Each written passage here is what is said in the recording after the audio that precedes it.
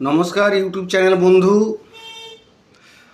খুব খুব যেটা ভীষণ বলতে ইচ্ছা হচ্ছে, বন্ধু, টাকা পয়সা ধন দৌলত সম্পদ যেভাবেই বলি না কেন আপনার অনেক আছে, প্রভু অনেক দিয়েছে।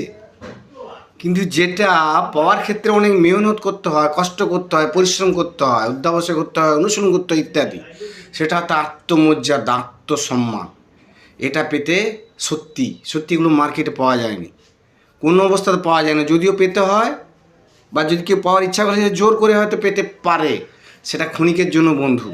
কিন্তু স্থায়ী কিছু অর্জন করতে গেলে, কিছু স্মৃতি রেখে যেতে গেলে, মানুষের কাছে লোকপ্রিয় হতে গেলে তাকে কিন্তু তার সেই সেই মানব ধর্মটা পালন করতে হয়। ধর্ম নিয়ে যে উন্মাদনা মাঝে মাঝে আমরা দেখলাম আমরা, রাষ্ট্রগুলোর নাম বাংলাদেশ, পাকিস্তান, আমাদের ভারতবর্ষেও মাঝে মাঝে একটা উস্কানির ব্যাপার থাকে বা দেখা যায় বিভিন্ন প্রচার মাধ্যমে। বন্ধু, এতে নিয়ে কোনো যায় আসে না। মানব ধর্ম শ্রেষ্ঠ ধর্ম, আমার ধর্ম শ্রেষ্ঠ, বিশ্বসেরা হিন্দু ধর্ম। আরও অনেক ধর্ম আছে, তার ধর্ম তাদের কাছে কি সেটা তাদের মতো করে বলবে। ধন্যবাদ বন্ধু, টাটা। আত্মমর্যাদা বড় মূল্যবান, বড় সম্পদ। এটাকে কোনোভাবে পাওয়া যায় না মার্কেটে, বাজারে, হাটে। ধন্যবাদ বন্ধুরা।